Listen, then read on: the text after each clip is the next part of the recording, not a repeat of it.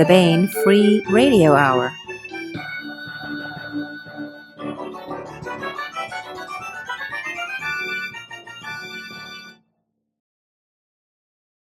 Let's talk about demons. So I might want to come back and talk about some of those non-warrior characters, though. Some of those guys are really fun. So demons, this is super interesting. The destroyer rides upon the waters in this world. Demons are they live in the water. Yeah. Right? So the way I wanted to do something different with the demons, because like in Monster Hunter, like I have like extra dimensional threats, but I went very Western canon, big red skinned dudes, horns, wings, hooves, that kind of thing. Yeah. But in this, I wanted to get something completely different, and so I went almost xenomorphic. They're terrifying. These things are absolutely terrifying. Yeah. Basically, it is they refer to them as demons, but there's no like cosmological implications here. These things are what they come in different sizes and shapes, but what they have in common is they all have like really, really tough hide. And it's pitch black. It is like pitch black. It's like a shark. You rub it one way, it's smooth, and you rub it the other way, and they'll cut you. And they are tough. Now their interior, their flesh is white, their blood is white like milk. They have no eyes, but they can see. But no one ever knows how they see. They have no nostrils, but they smell. They have mouths and they have fangs and they have claws. Yeah. And their claws, they will rend steel. There are scenes in this where they will claw through breastplates and helmets. Yeah. They're incredibly strong. Like I said, they come in different sizes and shapes too. So there's smaller ones. Most of the ones we see for most of the series are what would be considered the warriors of them. And those tend to either be very tall and spindly, like with really long reach and super fast, or they tend to be kind of bulky, like very big torso, short leg, like gorilla shape. But those things hit you like a warhammer. And so when they hit a dude, I mean, it's just like, oh, you're in armor, boom, it doesn't matter. I mean, it's like getting hit by a truck. And these things will weigh anywhere from like 500 to 800 pounds. And then as the series goes on, we see the big ones. So they actually have giants, which in where these people live, the biggest animals they have are elephants. And they actually have war elephants.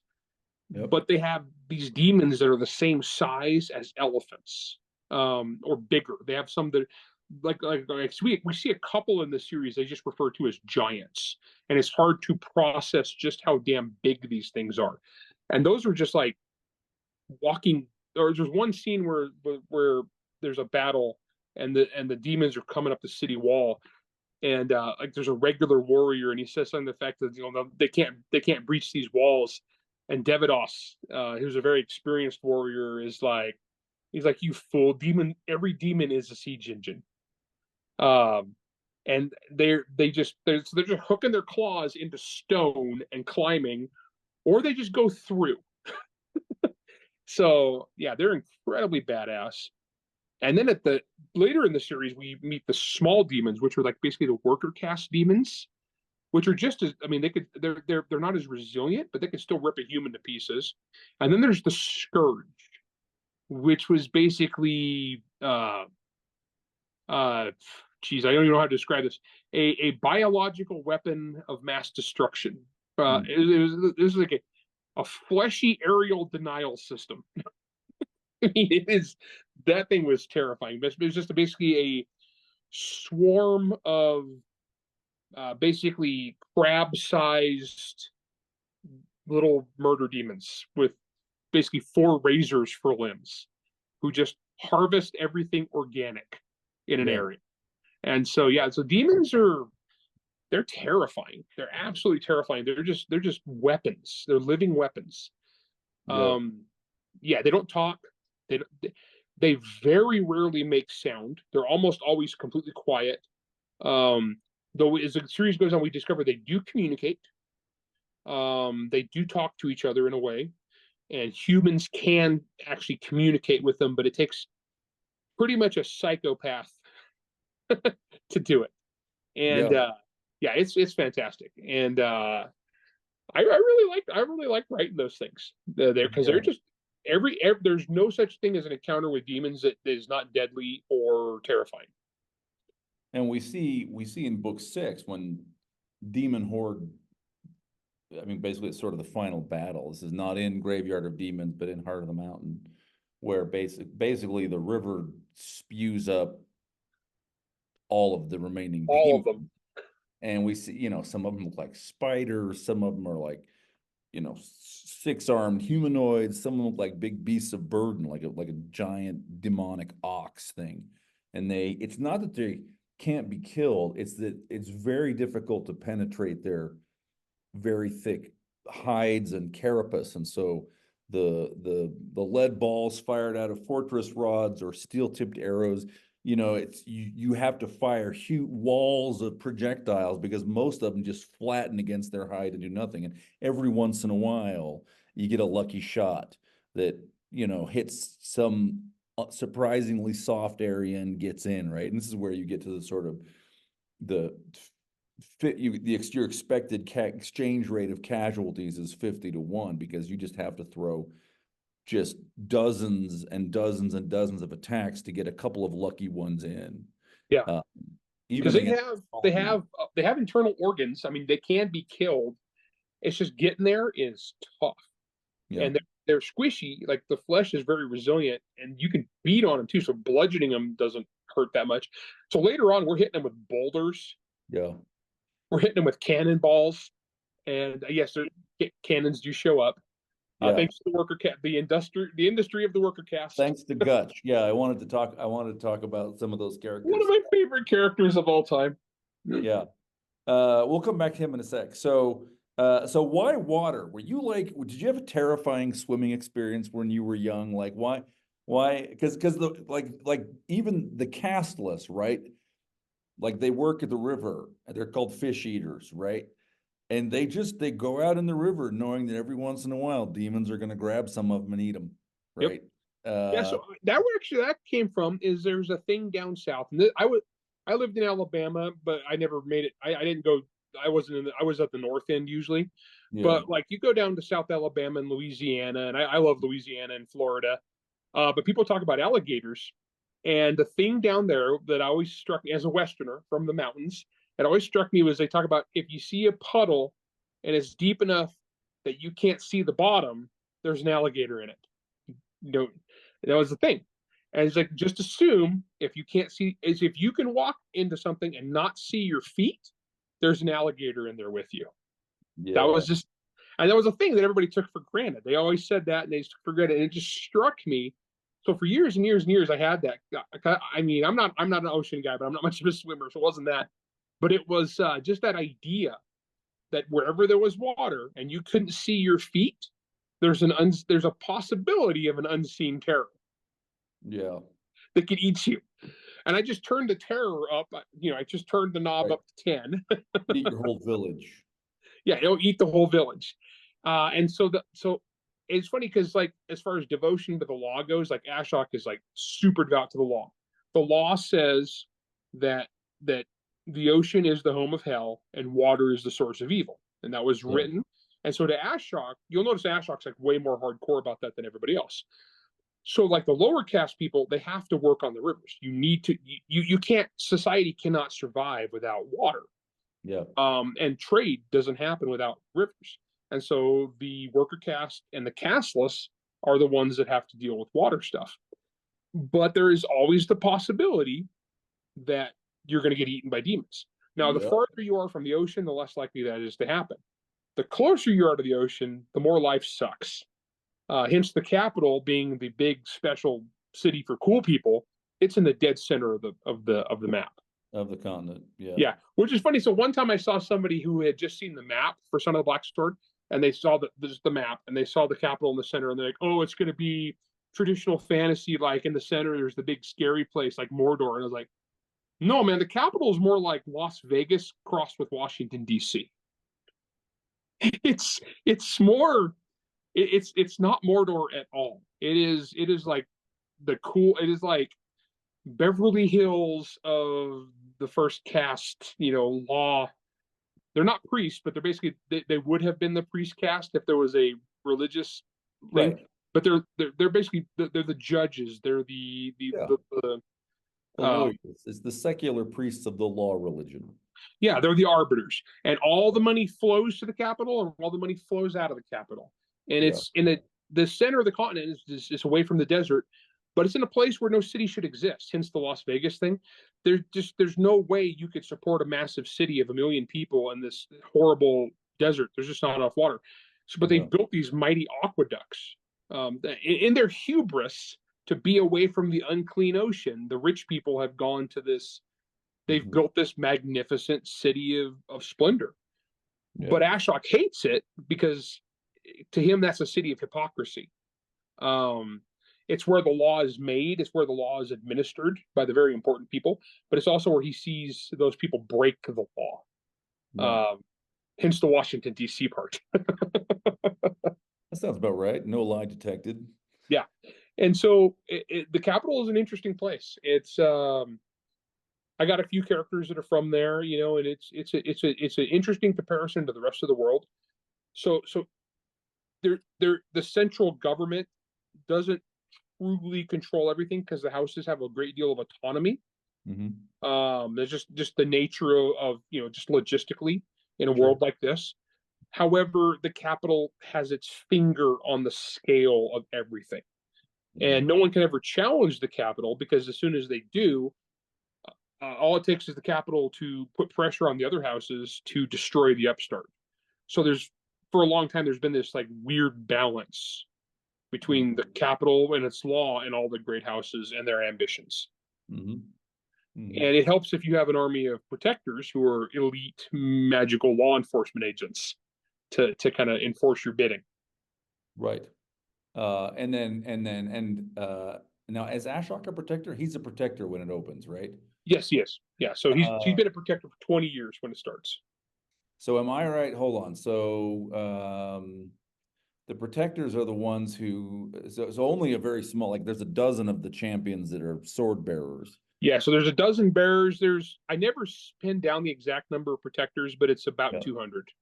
But they have a sort of a connection with a different magical item, which is the heart of the mountain, right? Yeah, and so Heart of the Mountain, which for the name of the sixth book, it was credit to Jason Cordova. He's the one who suggested Heart of the Mountain as the title for the sixth book. Yeah. But yeah, so the Heart of the Mountain is one of those ancient black steel artifacts I mentioned earlier. What it does is it is basically just a giant reservoir of this reality twisting magic. And so on its, you know, handing weapons to cavemen level, what it does is anyone who touches it, it imbues them with some of its magic. And what the protector magic does is it's basically a connection to the heart of the mountain that they can call upon to do certain effects. As a default, it can make you stronger, faster. It can improve all your senses, but it can only do one thing at a time. It can heal injuries very, very quickly. It can stave off death for a while, but it can only do one thing at a time. And that's this limiting factor. So you can be like super strong and you can make yourself super strong in battle and just like knock the crap out of some dude. But if you get stabbed and you're losing too much blood, you need to turn the heart to that injury and seal that off. And you're going to be weak until that happens. Yeah. So the Heart of the Mountain is kind of it's a very powerful thing, but it's got a lot of limitations to it. But the Protector Order is kind of built around it, and they know the limitations and they know its abilities, and it's a secret of theirs, and they're able to use that weapon as they go forward. Because all of a sudden, if you run into a dude who's like 4 times stronger than a normal human being, and he clocks you, you don't. It doesn't matter that if you injure him, he has to retreat until he can heal. You know. And so it's a very powerful thing, but it's also symbolic of the Protector Order. It's their heart. It's their heart and soul. As we get into the thing, that the Order itself, the men in the Order are good men who are trying to do the right thing for the most part because of the way they're selected. But it's also because they're servants to the law and the law is corrupt, It's basically they get used for evil a lot. They're a force of good, but they're also used for evil. And as the series goes on, some guys try to write that, within the Protector Order. Plus, the heart is limited. The heart is because it's a reservoir of power. It's a battery basically. It's getting worn down. It's been getting used by a lot of people for a lot of stuff for a long time. And we are actually nearing, as the series goes on, we're approaching the end of its life. Yeah. And so if you have a whole bunch of protectors in action, it's sort of like finding you can't access the Wi-Fi after all because all of your kids are playing, online first person tank Yeah, I game. got 200 people in my house trying to play Call of Duty at once. That's what's happening. I can't deal. Yeah, we're gonna get some packet burst and some lag here, guys. Yeah. So so Gutch is also one of my favorite characters. Love him. You got several sort of you got a number of and they're different from each other, right? But a number of kind of really tough warrior guys. Well, one of my goals was I wanted, because Ashok kind of stands alone, but I wanted to have characters representing every group, like every caste, and just to kind of demonstrate there's not really anybody in here. Well, there's one character who's pure evil, but most people aren't just good or evil. They have their interests. They have what they're fighting for, and sometimes they're opposition, but it's not necessarily that it's like this is not. Well, demons are evil. Okay, demons are just bad, right? There's no give and take there. But for the most part, we'd have characters who'd be antagonists or protagonists, depending on your perspective. And what I like to do is I like to introduce one, and it'll be an antagonist, and then you realize it's like, okay, but I get this guy. I get why he's doing it. Now, Gutch was my exemplar of the worker caste. So the worker caste is the laborers, right? But they have all these divisions. They've got all the way up to like bankers are the highest because they're extremely politically powerful, down to like just all the usual things. Bakers, shoemakers, armorers, whatever it may be. There's different things. So Gutch is he's a smith, right? That's what he does. He's a giant, jolly, funny, gregarious guy. But Gutch also has a really rare magical talent in that he can sense magic from a distance. And this is a world where magic is extremely controlled by the law. So if you have a guy who can sense magic, who's very ambivalent about the law and the concept of law and order, and he's purely profit driven. So Gutch is a criminal. He's a smuggler, and so we meet Gutch when he's in prison, and he's just a hilarious dude. He's just a funny guy. He's just a big jolly dude. I based him on a mission companion loosely to begin with. That's funny. Who's now a stake president in American Fork. Even better. But no, so Gutch is hilarious, right? And but Gutch also is a guy who has a code of honor. He has his own code of honor. So profit is his motivation, and he's verbose. He's David Weber levels of communicating, right? Which I love writing. It's just fun. And but Gutch also has a code of honor, and Gutch is loyal to his friends. Like he is super loyal to his friends. So when it comes time to lay it on the line, he does without hesitation. And it's fun because Ashok has always had kind of a very mediocre opinion of the worker caste. Yeah. Because they're just beneath him. Like when he starts, he's just beneath them. They don't matter to him. They either obey the law or they don't, and they serve a purpose. Yeah. And there's one of the sayings in this book is it constantly gets repeated. Like one of the sayings amongst these people is every man has a place. So within the law that's so structured, you have your caste, you have your status, and that's all that matters, and you stay there. Gutch violates that, which offends Ashok. But at the same time, as it goes on, they become friends. Ashok actually looks at Gutch as he's an exemplar of his caste. And this is a good man, right? But he'd sell his grandma for profit. Yeah, but it's not just that when the chips are down, he's loyal to his friends, but also when the chips are down, he's a human being and he knows it. Right. Yeah. And he's on the side of humanity, and And He, every illegal thing that he could make money off of, yeah, like he's eyeball deep in it. He's like, oh really? Wait, I could build guns here and sell them to rebels and yeah, become the he basically by the end he's got Elon Musk levels of money and the same attitude of like, I'm just gonna screw with stuff. yeah, yeah. He's a lot of fun. Actually, I Well, love I won't give too much away, but the sequence with him and Devidos where he like is extolling the marvels of his weaponry and yeah, why the capital should buy all their for all your future demon killing needs. I am here. yeah, yeah. That's a lot of fun. Um, and it's a nice little moment where Devidas is very much sort of like a knightly, courtly kind of like a non-mercantile figure, right? And Gutch is very much sort of, yeah, he's worker class, but like in a Western paradigm, he's sort of he's bourgeois, he's the entrepreneur, right? And it's sort of this two worlds finding an accommodation Yeah, uh, Dutch as is the old the system's falling apart. pull yourself up by your bootstraps and give the people what they want. And Devidos is more the old school aristocrat ruler, um, which is ironic because he also put himself where he also more than Gutch, he violated that whole every man has a place. He violates the hell out of that. That's But to Devidos, he does it because he's special. You know, understandable. actually, I love him because he's a character who you hate him and you love him. You know what I mean? Yeah. He does good things. He does great things. He's a hero. Yep. But at the same time, he does awful things.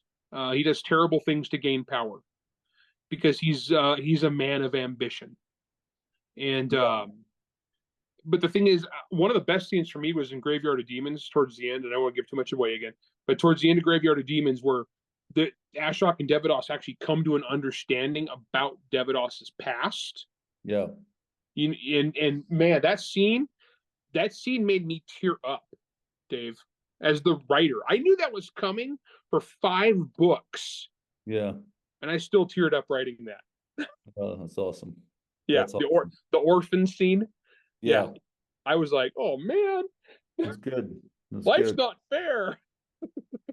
Well, we've been talking about the series, but why don't we take we're probably nearing the end of our time. Why don't you take just like a minute or two and say, okay, look, so this is the series, these are the characters, this is kind of the conceit. In book 5, we sort of go, oh, this is the climax we are heading towards, right? So maybe just like, hey, what's the setup for book 5? What's happening as we go into book 5? What's book 5 left roughly about? Okay, so at the beginning of book 5, what's happened is um Thera, the prophet, has been kidnapped by the Inquisition, and she's being held prisoner by her old house, where we get to meet her ex-husband, who tossed her in the ocean to be eaten by demons. Uh, wonderful guy there. So Ashok is going after her, right? But when this is, I'm not giving away too much. This is the beginning of the book, but then Yeah. the demons come, and the demons come in a manner is unlike anything we've ever seen before. Because before this, demons have just raided, but at the end of book 3, I'm sorry, at the end of book 4, we had some revelations about what the demons were working towards, and that time has come. So all the machinations in the background for the first 4 books, everything kind of like makes sense now, is like why they're doing what they're doing. So the demons have unleashed their attack, and they hit the area where Thera and Ashok are in, and so they see this. From that point on, the differences between the factions of man, they need to get set aside, all right? Because this is bad. I mean, we're having a castless genocide, we're having rebellion, we're having wars. That's all bad, but demons will eat us all. No one wins if the demons win. Mankind is extinct. It's over. And so part of it is they go forward and they're trying to bring the forces of mankind together, which is why Devidos needed to be where he was to force the issue. So then the demons kind of work their way up. So they're underground. They're working underground. And this is at the end of book 5, we get to the point where the capital is in the middle of the continent because it's away from the ocean. Only little did we realize that demons are not so limited. They are not limited to just where the ocean is as they travel underneath the continent. And so that's book 5, and it is intense. Like the battles in book 5 are intense. Oh. Then we go into book 6, and basically, so behind the scenes here, guys, and I know Dave knows this, but when I wrote this, there was only going to be a 5-book series because of the events of book 5 and 6 was going to be one book. But I was working on it, and all the other books in this series are about 130, 120, 130,000 words long, right? This one was going to be about 250, which is a Brandon Sanderson-sized door stopper, and so I had to break it in half. Then I had to go through and re-edit the second half to make it a complete, coherent novel. And so 5 and 6 were, that's why also they're coming out so close together, November and January, is because they were originally one work, but it just got too big, just way too big. But I think it worked out really well as far as, because I had a really natural endpoint for book 5. Yeah. Where everything wrapped up really well, and we go right into 6. Now 6 picks up right after that, and the whole second half of book 6 is the final battle. It's a big climactic battle. Yeah. Yeah, that is a big battle. I think we'll probably do an interview in January and talk a little bit more about the series, and maybe talk a bit about that. Plus, it's cool to wrap up a series. I mean, to finish an epic fantasy series, especially since there's been so many turds over the last decade of authors not finishing epic fantasy series. Yeah, this is a nice little eye poke that yes, you can actually finish an epic fantasy series in a satisfactory manner during the lifetime arc that actually has a good ending that's not going to infuriate millions of people. Yeah. Yep, that's true. Well, fantastic. I know you have various other writing projects. What should we expect to see from you in the nearish future in terms of Bane projects? Okay, so I've got a couple things going on right now.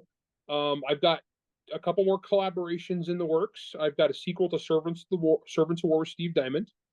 I have a sequel to Fever with Jason Cordova, Monster Hunter Fever, or Monster Hunter Memoirs Fever, and then I have another Monster Hunter collaboration with Les Johnson, which we haven't talked too much about in public yet. But Les Johnson's awesome.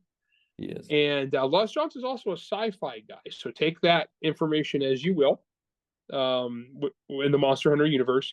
And then I think up next for me, my next solo Bane project will be the next mainline Monster Hunter novel. Yeah. Fantastic.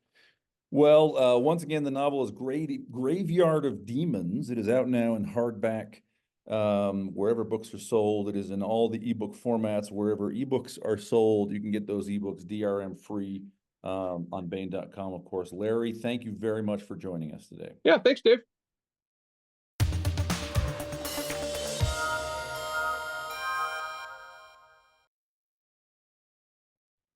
And now we bring you our audiobook serialization of Tinker by Wen Spencer. Inventor girl genius Tinker lives in a near-future Pittsburgh, which now exists mostly in the land of the elves. She runs her salvage business, pays her taxes, and tries to keep the local ambient level of magic down with gadgets of her own design. When a pack of wargs chase an elven noble into her scrapyard, life as she knows it takes a serious detour. Tinker finds herself taking on the Elven Court, the NSA, the Elven Interdimensional Agency, technology smugglers, and a college-minded xenobiologist as she tries to stay focused on what's really important, her first date. Armed with an intelligence the size of a planet, steel-toed boots, and a junkyard dog attitude, Tinker is ready to kick butt to get her first kiss. Only Tom-Tom's appearance at midnight kept the carpenters from revolting. The carpenters would jerk to a stop, bow low, and get waved back to work, which they did with stunning enthusiasm. No slackers here. Tinker shut files on her desktop as he closed in on her office. "It looks nearly complete," Tom motioned to the massive circle of wood taking form. "The framework is getting there," Tinker said. "It's still a long way to go on this gate. Once we finish here, the carpenters can start work on the second gate. The frame itself will be identical, so the crew will need less guidance. I need Riki here with me." "Oh no." Tom cocked his head. "Second gate?" Tinker picked up evidence A. "Well, you've got enough material here for 2 gates, maybe 3. I just assumed that you were building more than one, since the gate size is limited by the roof." "A second gate," Tom said slowly. "I haven't had a chance to look over the area." Tinker indicated the buildings around them. "I recommend you keep the 2 gates as far apart as possible. There might be possible interference between the 2. Besides, it would prevent bottleneck." "Bottleneck?" "Traffic jams." Tinker turned to Riki as he arrived from the other side of the warehouse. "Riki, can you explain bottleneck to him?" Riki looked puzzled, but launched into Oni, pushing his hands together to illustrate 2 forces colliding together. Tom's reply made Riki jerk around to stare at her. "A second gate?" "Oh," she said. Riki looked at her in blank confusion. The framework for a second gate might go faster. She ignored Riki to focus on Tom, but the rest of it will take the same amount of time, and I won't be able to start it until after this one is done. The schematics will need to be tailored to the location and orientation and various other deciding factors." "Riki cannot do them?" Tom said. Tinker shook her head. "No more than he can do this one." Tom turned to Riki for verification. Riki looked at her strangely. "No, I can't. I'm still not grasping how the gate works. I have no clue what the next step will even be." Tom accepted the truth. "Fine. We will have a second gate on the other side of the compound." The carpenter foreman came up to grovel and beg. Tom laughed, showing sharp cat teeth. "As eager as you are, I cannot have you slave-driving my people. It would reflect poorly on me. Everyone quits for the night, even you." 20 days left. Just stay focused, Tinker told herself, but found she eyed the clock often as the numbers jumped through the hours of the day at despairing speed. Chio appeared at the workshop late in the morning, with head high and hard stares at anyone glancing at her. Of the mating, there was no outward sign. The kitsune, however, radiated hostility like a steel blast furnace. The looks she gave Tinker shifted Pony from nearly invisible behind Tinker to between the 2 females. Unfortunately, he could do nothing about Chio's illusions, since the kitsune no longer needed to keep her mental abilities secret. She began torturing Tinker with them. "Does she have to be here?" Tinker asked Riki, later after reacting to the 3rd giant illusionary spider. "She's the only one besides me and Tom that speaks English, Elvish, and Oni." "Fine." Tinker resolved herself to factoring numbers and occasional remembrances of a nasty brush with a steel spinner. Anyone that could do spiders that creepy had to be scared of them. "I've done some research. Normally you'd lay down ceramic tiles onto a backer board, but we can't do this here. In space they use these brackets. We're going to have to modify the brackets since they were designed to connect to the framing with these connectors." Tinker showed him the hooks and then tossed them over her shoulder. "Can't use those." There was a yelp behind her, which she ignored. "I want a wooden mounting plate made, then holes drilled into the brackets here, here, and here." Tinker marked the points. "Then we got these cool plastic bolts here, which were actually part of the shielding. Fasten the brackets to the mounting plate, but first have the carpenters figure out how to attach the plate to the framing.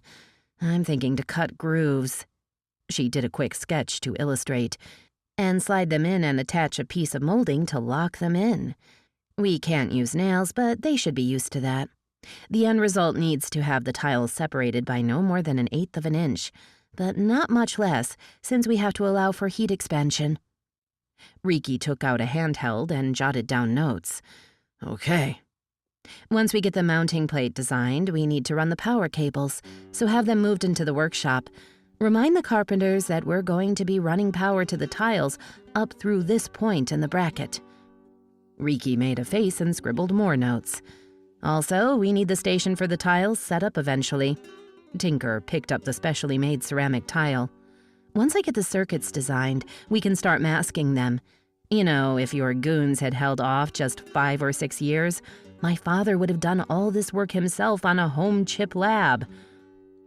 If she had more than 20 days, she could translate the entire thing down to integrated circuit level, shrinking the whole process down to something the size of a wedding ring.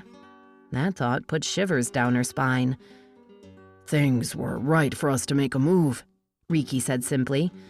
"Keep riding herd on the carpenters." Tinker turned back to her computer, trying to ignore the end of the conversation. 20 days. Focus. I want the framework done today, and the mounting plates ready to go by tomorrow. That was another installment in Wen Spencer's Tinker, and that's it for the podcast. Thanks as always to Audible.com and podcast theme composer Ruth Judkowitz. And good night, Tony Daniel, wherever you are.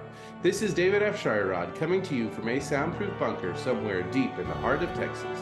Join us here next week at the hammering heart of science fiction and fantasy, and keep reaching for the stars.